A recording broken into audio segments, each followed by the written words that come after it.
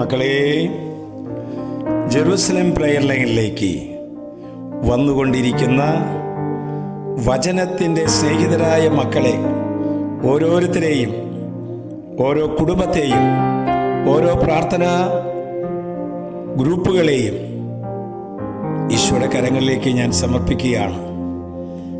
ഇന്ന് മാർച്ച് മാസം 1-ാം തീയതി. ഇന്നു മുതൽ 50 നാൾ ദിവസം സഭയുടെ ആത്മീയ നവീകരണ കാലഘട്ടത്തിലേക്ക് പ്രവേശിക്കുകയാണ്. മക്കളെ, തീക്ഷ്ണതരമായ പ്രാർത്ഥനയ്ക്ക്, പരിത്യാഗത്തിന്, പുണ്യപ്രവർത്തികളിലേക്ക് നമ്മെ തന്നെ വിട്ടുകൊടുക്കേണ്ട ഒരു കാലമാണിത്. ദൈവത്തിൻ്റെ വലിയ സ്നേഹം അനുഭവിപ്പാൻ ദൈവം ഒരുക്കിയിരിക്കുന്ന പുണ്യനാള് ഈ 50 നാൾ ദിവസം. ഇതാ വചനമാകുന്ന യേശു നമ്മോട് സംസാരിക്കുന്നു. ജെറമിയയുടെ പുസ്തകം 24-ാം അധ്യായം 6-ാം വാക്യം.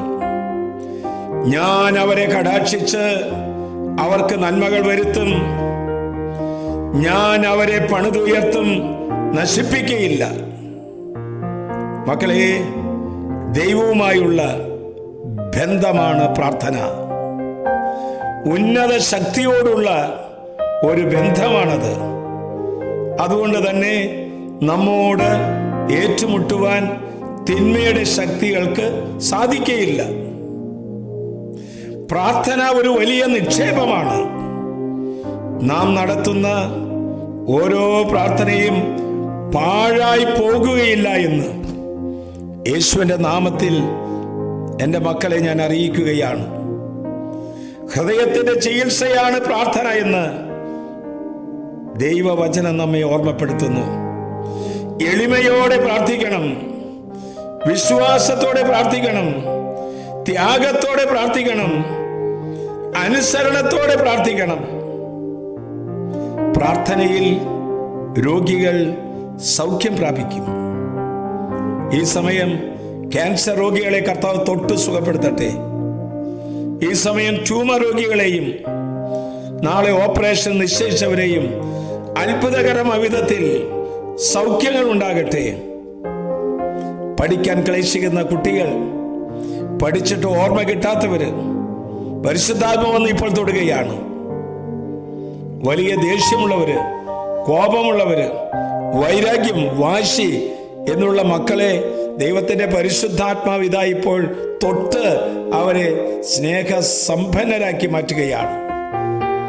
മക്കളെ, പ്രാർത്ഥിക്കാൻ എനിക്ക് താല്പര്യമില്ല എന്ന് പറയരുത്. പ്രാർത്ഥിക്കുന്നവരെ ഏറ്റുമുട്ടാൻ ഈ ലോകത്തിലെ ഒരു ശക്തിക്കും സാധ്യമല്ല.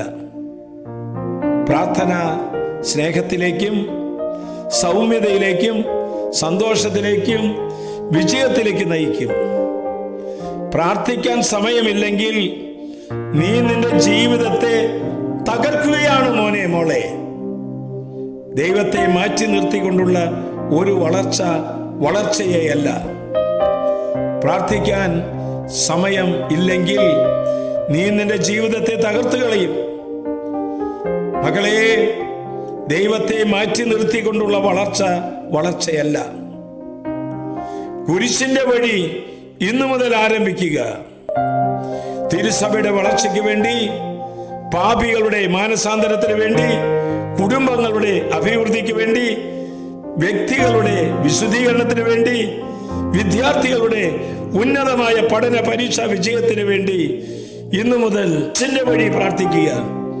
അച്ഛൻ ഇങ്ങനെ ഒന്ന് പറയട്ടെ, ഈ 50 നോയമ്പിലെ 50 ദിവസവും ഒരു കുരിശിന്റെ വഴിയെങ്കിലും എൻ്റെ കുടുംബത്തെ ഞാൻ ചൊല്ലും. ഒരു കുരിശിന്റെ വഴിയെങ്കിലും ഇടവയിൽ പങ്കെടുക്കും. ഇതാ കർത്താവിന്റെ ദാസി എന്ന് ഏറ്റുപറയുവാൻ ഈ നോമ്പ് കാലഘട്ടത്തിൽ നമുക്ക് പരിശീലിക്കാം.